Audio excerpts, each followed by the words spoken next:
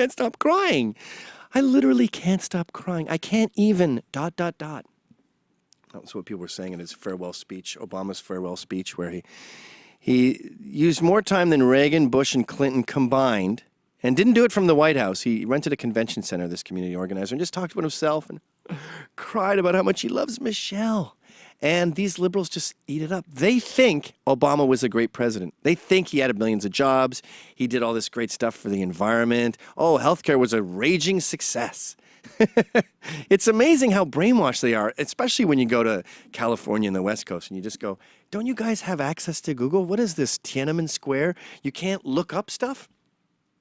So here are 10 reasons why Obama was the worst president ever. And let's start with race relations. All Americans agree, not all, the majority of Americans agree that things are way worse now. This is because he keeps using this red carpet of victimhood and says, you know, slavery wasn't that long ago. That's what he said in his farewell speech. These folks are just trying to organize. Black Lives Matter is just trying to organize.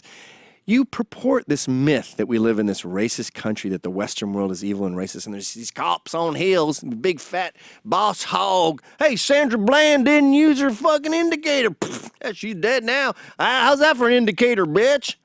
And dumb people want to riot when you say that. And you don't chastise them. You say, these folks are just trying to get organized. Look at Dallas, that black protester who shot that black protester at Dallas, where a Black Panther killed 5 cops, shot them dead. That's Obama's mess, because he keeps justifying this. He keeps doing if Trayvon was my son, doesn't talk about the mentally handicapped kid who was tortured for being a Trump supporter, because that doesn't fit the narrative. And the narrative, if anything, Obama's presidency was the presidency of the narrative. That will be his legacy, where we all saw how totally out of control the narrative can get. Hands up. He had his hands up. He didn't have his hands up. That riot wasn't justified, but you let it happen. So that blood is on your hands, Barack Obama, you pig. Number 2, the economy. Yeah, liberals say he brought us 5 million jobs. He started with a brutal recession. I'll give you that. But you're supposed to rebound after a recession, and we had the worst recovery ever. America's very good at maintaining a 45-degree angle. The West is pretty good at that. But eventually, you have these guys that give it a hit. The Great Depression was a hit. We survived. We keep going up and up and up. And Obama was a hit, just like the Great Depression. There was a good article in the Post that said, moreover, deep recessions, such as the 1981-82 one, that caused people to cut way back, are generally followed by booming rebounds. This one wasn't. Far from turbocharging the economy, the stimulus was such a dud that 5 years after the recovery began, 72% of Americans said in a poll they thought they were still in a recession. Then they quote Michael Grable of ProPublica. The stimulus ultimately failed to do what America expected it to do, bring about a strong, sustainable recovery. He didn't bail out the banks. He rewarded failure. Oh, he got us the auto industry. No, he rewarded failure. Now we have this incredibly expensive debt with the auto industry. He keeps throwing money at the problem. And he's screwed Trump, by the way, by keeping these interest rates so low. We're about to hit a massive wave of inflation. And these 5 million jobs he created, what jobs? Solyndra, the $500 million he spent on Solyndra, and they went bankrupt. You know, they said Maggie Thatcher was terrible for employment because there was all these layoffs when she came into office. Yeah, she killed stupid government jobs that weren't generating anything for the economy. Unemployment is down for Obama. Yeah, that's true, because we have unprecedented numbers leaving the workforce. This is Obamanomics in a nutshell. He buys jeans for $150 that are $200 off, and he says, hey, I made $200 today. That's not how economic works, Barry. Number 3, Obamacare. Healthcare.gov. How expensive was that? I think we destroyed the Nazis in less time and with less money than it took to build healthcare.gov. Yes, more people are covered than ever because you made it illegal not to. They have to pay fines if they don't sign up for Obamacare. And you know what a lot of young people are doing? They're just paying the fines.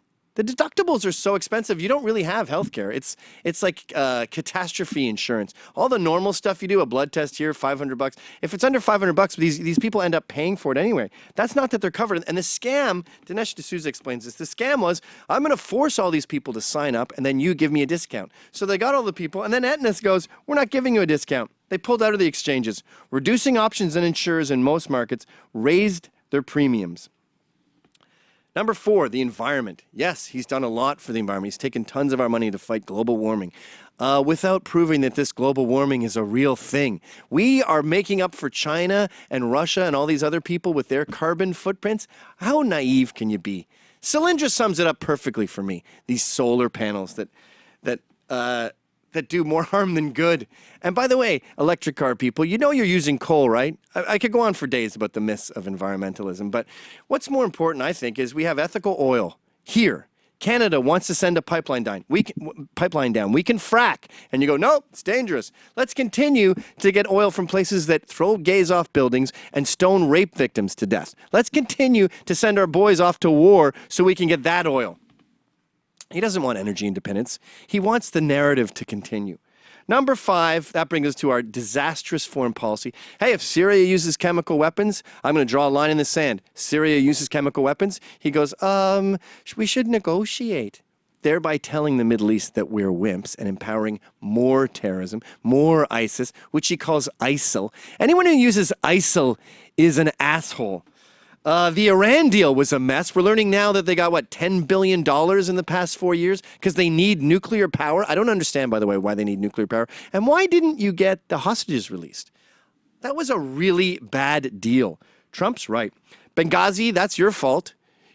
Gaddafi wanted to negotiate. Hillary said no, and you let her go. You hire all these women, and then you let the hens loose, and they create catastrophes. Charlene Lamb and Valerie Jarrett capitulating to Bill Clinton.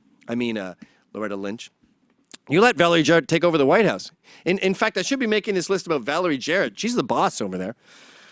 But so that leaves all these, Libya's in a total state of chaos. All the refugees go up, ruin Europe. That's your fault. You ruined Germany. And Benghazi happened under your watch. That's your fault too. And they say, well, he's got a great approval rating. Yeah, wonderful, by women.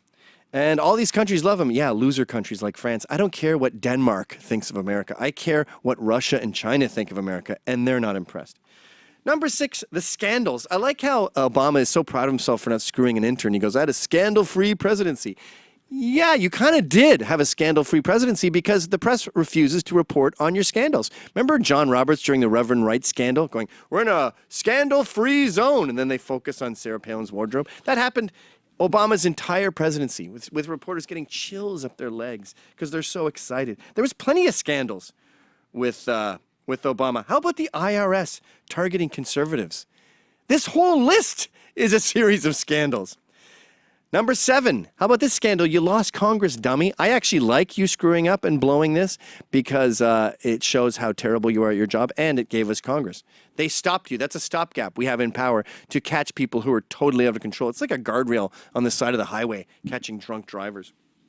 And Congress stopped you from enacting even worse deals, even more Solyndras.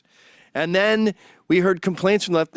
Congress is stopping him. Thomas Friedman wanted to turn America into China for a year. So Mao say Obama could institute his great leap forward, kill 50 million people, and then we could be America again. And now, by the way, have you noticed this? These celebrities are saying, Congress, you need to stop Trump. So they complain about Congress stopping things when it's Obama, and they demand that Congress stop things when it's Trump.